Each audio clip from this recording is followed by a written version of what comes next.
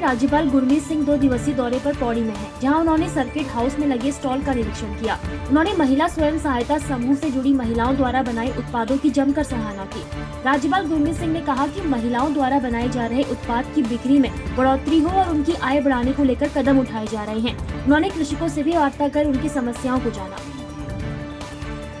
जो उन्होंने अपने ऊपर में एक बेड़ा उठाया है, जो हमारे सरकार ने योजनाएं, जो प्रोजेक्ट, जो प्रधानमंत्री जी ने जो प्रोजेक्ट चलाए हैं और उनसे उनका जो एक एम्पावरमेंट हुआ है सेल्फ हेल्प ग्रुप्स का, स्पेशली महिलाओं का, उनको देखकर आज मुझे इतनी खुशी हुई कि उनके अंदर में ये ताकत है और उनमें एक नया परिवर्तन आया है। उनकी प्रोडक्टिविटी में, उनके प्रोडक्शन में, जो सामान उन्होंने बनाए हैं उसका जो स्टैंडर्ड है वो भी ऊंचा है। मुझे ऐसा लगता है कि अपने ऊपर एक चुनौती है हम सब के ऊपर में कि इसको मार्केटिंग, इसकी ब्रांडिंग, इसकी पैकेजिंग, इसकी एडवर्टीजमेंट किस प्रकार किया जाए ताकि पूरे विश्व में, पूरे राष्ट्र में जो पौड़ी में सामान बनता है ये वो खरीदें।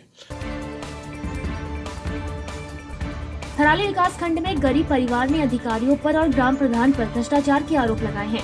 थराली विकास खंड में खंड विकास कार्यालय के बाहर एक गरीब परिवार अपने हक के लिए धरने पर बैठने को मजबूर है। मामला थराली के कस्बी नगर ग्राम सभा का है, जहां बलवंत राम की धर्मपत्नी खिमली देवी का नाम प्रधानमंत्री आवास योजना की सूची में आया था, लेकिन उसके बाद अचानक से नई सूची जारी हुई और बलवंत राम की पत्नी को पात्र से अपात्र बना दिया गया। 2 महीने से मैं चक्कर काट रहा हूँ, लेकिन मेरे पे कोई प्रशासन गौर नहीं कर रही है। किस चीज़ की आर्थिक सहायता? मकान, गोद सुधार, पगारीकरण, पेयजल के बारे में। पानी साहब, मेरे मकान एक ऐसी जगह पे है कि जहाँ पे कोई सुधार नहीं हो रहा है। पन्नी बांध के तो ये पानी डाल रहे हैं, पूरी मकान को नुकसान पहुँच रहा है। हैं, सारे बच्चे परेशान हैं, गाय बच्चे मेरे परेशान हैं और साहब मेरी कोई सुनाई नहीं हो रही। सर, कौन से गांव से आप हैं? और मेरे पिताजी को बीपीएल सूची में नाम है और बीपीएल धारक हैं और मकानों की लिस्ट में भी इनका नाम था। वर्तमान प्रधान और पूर्व प्रधान और हमारे ग्राम पंचायत अधिकारी रजनीश कांडपाल जी की जो हेरा फेरी चल रही है, इन्होंने मेरे पिताजी का नाम और हमारे गाँव में और भी लोग जो आर्थिक रूप से तंग है, जिनकी मतलब महीने की मानदेय आमदनी कुछ नहीं है, और उन लोगों को मकान ना मिलने की वजह से, और जिन लोगों की आर्थिक स्थिति अच्छी है, ठीक ठाक है, उन लोगों को मकान मिली है। ये सब पूर्व प्रधान, वर्तमान प्रधानपति, उप प्रधानपति की हेर फेरा और रजनीश कांडपाल जो हमारे ग्राम पंचायत अधिकारी हैं उनकी मिली भगत है। उनका जो 2-3 बार उन्होंने वो करवा दिया, अपना शिकायती पत्र दिया, लेकिन उसमें वो एक ही पॉइंट को लेके चल रहे, बल्कि कभी किसी पॉइंट को लेके चल रहे, कभी किसी पॉइंट उस पर शिकायतें करें। उनकी हमने उसकी शिकायती पत्र की जो है जांच करवाई है।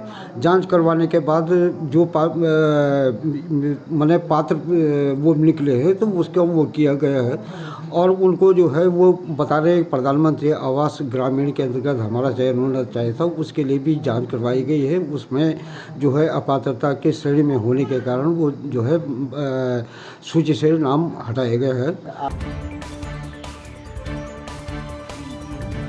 जौनसार के कालसी ब्लॉक के ग्राम पंचायत बजऊ में मां काली की डोली विधि विधान से अपने नवनिर्मित मंदिर में विराजमान हुए। नए मंदिर बनने पर प्राण प्रतिष्ठा के लिए माता की डोली को 80 वर्ष बाद कार सेवकों द्वारा 22 अक्टूबर को पहला स्नान यमुना में और फिर हरिद्वार में हर की पौड़ी में मां गंगा में कराया गया। वहीं श्री महासू महाराज मंदिर हनोल में स्नान के बाद रामताल गार्डन होते हुए माता की डोली गाजे बाजे के साथ गाँव पहुँची, जहाँ भारी संख्या में भक्तों की भीड़ के बीच माता की डोली मंदिर में विराजमान हुई।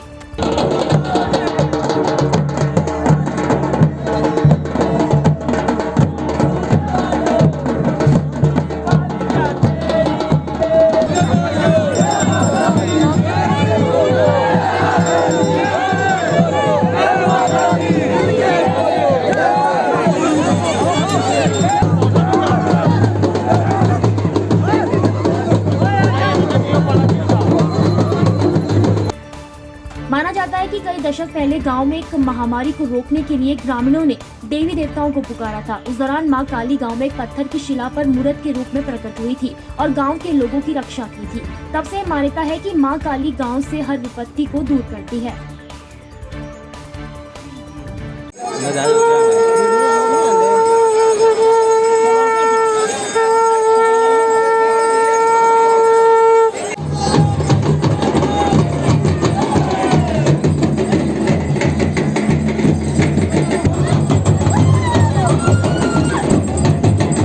पिछले वक्त 3 साल से इस मंदिर का निर्माण हो रहा है और आज तीसरे वर्ष में मंदिर का पूर्ण निर्माण हो चुका है और आज काली माता का मंदिर बना है और इसमें काली माता को स्थापित कर दी गई है। आप मालिक उसकी देवभूमि में मालिक अवतार जो होता है, इसमें बहुत प्रकार के देवी देवता रहते हैं। अनेक गांव में अलग अलग प्रकार के देवी देवता रहते हैं, उनके अलग प्रकार के माली जिसे कहते हैं वो अलग प्रकार के माली हर देवता के अलग अलग है। लेकिन इस माता का इतना बड़ा सत्य है कि आपको अगर इसको सही दिल से आप मानोगे तो कभी भी आपको बीमारी नहीं आ सकती। कई साल पहले, कम से कम 100 साल से भी पहले एक बीमारी चली थी, शीतला नामक बीमारी थी, उससे पूरे गांव में वो फैल चुकी थी। उसमें गांव का जो आदमी है वो मरने ज़्यादा शुरू हो गए थे। तो इस वजह से इसको माता को पुकारा तो इस माता ने यहाँ अपना वास प्रकट किया। जब माता का वास प्रकट हुआ तो उस साल से आज तक किसी भी प्रकार की बीमारी इस गांव में नहीं आती। 22 तारीख को हमारी माता की डोली यहाँ से यमुना नदी के लिए निकली, यमुना नदी में स्नान किया। उसके बाद माँ गंगा हरिद्वार में रहती है, फिर हरिद्वार में स्नान करवाया। उसके बाद रात्रि विश्राम हमारा 22 को ही नीचे बाड़वाला में था। रात को 2 बजे वहाँ से चल दिए हमने, सुबह 9-10 बजे वहाँ पहुँचे अनोल मासू महाराज के यहाँ, उनके दर्शन किए, उनका आशीर्वाद लिया।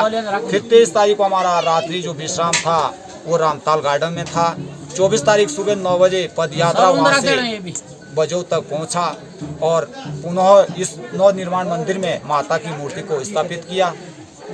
ये हमारा मंदिर का कार्यक्रम तो करीब 1-1.5 साल से चल रहा है और हमारा 4 दिन पहले यहाँ से हरिद्वार के लिए प्रस्नान हुआ था और हरिद्वार से माता को स्नान करके हनोल मंदिर महाराज के दर्शन के लिए सभी जनता गई, 2 गांव रताड़ और बजौ, और उसके बाद वहाँ से वापसी आ गई और माता की कृपा से हमारा जागरण बढ़िया रहा, सफल रहा। और ये यहाँ जो माता का स्वरूप है ये माता भगवती ब्रह्मचारिणी का द्वितीय स्वरूप है और इसकी हमारे दोनों गांव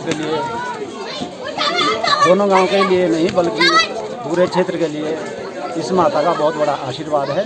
इसकी कृपा से हमारे यहाँ सभी कार्य सफल रहे और आपस में सभी बंधु बांधव में एकता का भाव रहता है और माता की कृपा सब पे बनी रहती है। नरेंद्र नगर में आगामी दीपावली का त्योहार शांतिपूर्वक संपन्न कराने के उद्देश्य से उप जिला अधिकारी देवेंद्र सिंह नेगी ने बैठक आयोजित की। उन्होंने उम्मीद जताई कि सभी लोग सरकार द्वारा जारी गाइडलाइन का पालन करते हुए दीपावली का त्योहार सौहार्दपूर्ण तरीके से मनाते हुए शांति व्यवस्था कायम रखेंगे। उप जिलाधिकारी ने कहा कि रामलीला मैदान में पुल के पास सब्जी मंडी स्थल और ढालवाला में ट्रक यूनियन स्थल पर व्यापारी पटाखे बेचने की अपनी दुकानें लगा सकते हैं। दिवाली के त्यौहार के दौरान पूरे क्षेत्र में जगह जगह पटाखे दुकान लगती हैं, तो फायर सेफ्टी को देखते हुए पुलिस और प्रशासन द्वारा व्यापारी प्रतिनिधिमंडल से वार्ता की गई और 3 स्थान चिन्हित किए गए हैं। नगर में जो रामलीला ग्राउंड का मार्केट है वहाँ, ढालवाला में सब्जी मंडी के पास, ढालवाला में ट्रक यूनियन के पास और 14 बीघा में सब्जी मंडी के पास, यहीं पर ही पटाखे दुकान लगेंगे। एसडीएम साहब की अध्यक्षता में आज दीपावली की पूर्व संध्या पे एक मीटिंग का आयोजन किया गया, जिसमें सुरक्षा के दृष्टिकोण से एसडीएम साहब द्वारा चिन्हित किए गए स्थानों को 3 स्थान चिन्हित किए गए हैं, जिससे कोई फायर की कोई दुर्घटना न घटे और सभी जनता के लोगों से या व्यापार मंडल के लोगों से निवेदन है कि एसडीएम साहब द्वारा दिए गए निर्देशों का पालन करें, जिससे सुरक्षा व्यवस्था बनी रहे। क्या है देवभूमि की जनता का मुंह? किसकी बातें हैं सच और कौन बोल रहा है झूठ? कितना बढ़ चला है प्रदेश में चुनावी पारा? कामकाज में कौन जीता और कौन हारा? 2022 के चुनावी समर में किसका होगा मंगल? देखिए देवभूमि का दंगल 2022 का विधानसभा चुनाव सिर्फ संवाद 365 पर।